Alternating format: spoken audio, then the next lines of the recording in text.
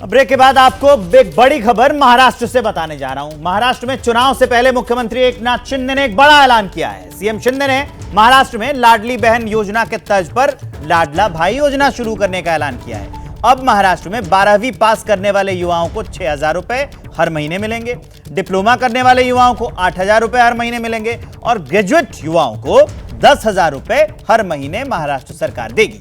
युवा 1 साल तक अप्रेंटिसशिप करेंगे। अप्रेंटिसशिप के दौरान सरकार युवाओं को पैसे देगी। अप्रेंटिसशिप के अनुभव के आधार पर युवाओं को नौकरी मिलेगी। सीएम शिंदे ने कहा कि इस योजना से महाराष्ट्र में कुशल जनशक्ति तैयार होगी। एक और बड़ी अपडेट आ रही है। सीएम शिंदे के ऐलान पर उद्धव गुट के नेता संजय राउत ने तंज कस दिया है। संजय राउत ने कहा कि चुनाव से पहले सरकार को सब याद आएंगे। संजय राउत ने यह भी कहा कि सीएम शिंदे सरकारी खजाने से वोट खरीदने की कोशिश कर रहे हैं। शिंदे का चुनावी जुमला है और महाराष्ट्र के लोग इसमें फंसने वाले नहीं हैं। वो सुनाते हैं आपको संजय राउत का बयान। महाराष्ट्र में विधानसभा चुनाव के पहले मुख्यमंत्री विविध योजनाएं घोषणा कर रही है।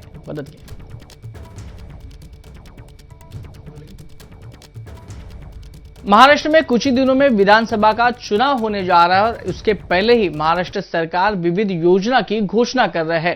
पहले लाडली बहन योजना घोषित की, फिर उसके बाद पंढरपुर में मुख्यमंत्री के जरिए लाडला भाई योजना ये घोषित की गई। हमारे साथ इस वक्त बातचीत करने के लिए यूबीटी के नेता सांसद संजय राउत जी, उनसे बातचीत करके जान लेंगे कि उनकी क्या यहाँ पे प्रतिक्रिया है। राउत साहब, स्वागत है आपका एबीपी न्यूज में।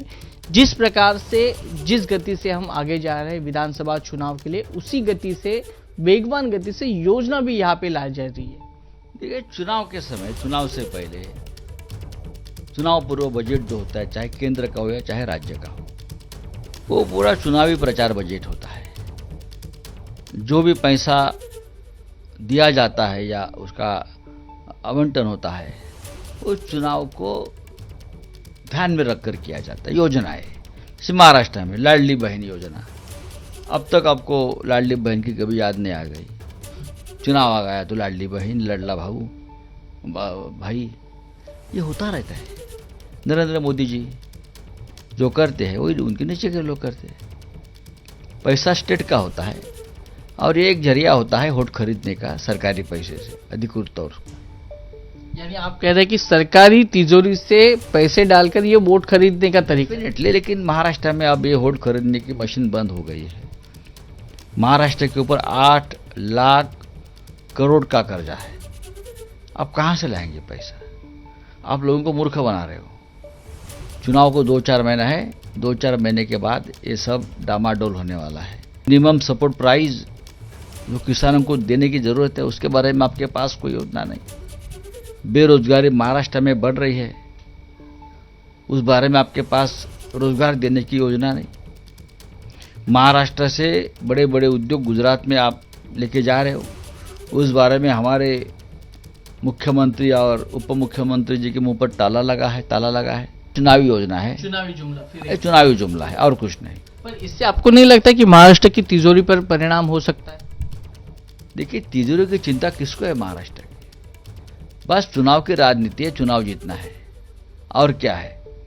तिजोरी बिजोरी की चिंता होती तो बहुत सी बात है। पूरा महाराष्ट्र लूट रहे, 50-50 करोड़ में विधायक और सांसद खरीदे जाते। कहां से आता है पैसा ये? तो लाडला भाई योजना पर संजय राउत ने बड़ा आरोप लगाया है। कहा है कि सरकारी पैसे से वोट खरीदने की योजना है। जैसे ही घड़ी का काटा दोपहर 2:30 पे आए, बबीता जी का दिल सास बहू साजिश के लिए मचल जाए। और ये है इनकी बहू, पूरे दिन ऑफिस की टेंशन हो जाए गॉन जब ये करें अपना फेवरेट शो फ्री टाइम पे ऑन। इनकी तरह आप भी देखिए अपना फेवरेट शो अपने टाइम पर और डाउनलोड कीजिए एबीपी लाइव ऐप अपने स्मार्ट टीवी पर।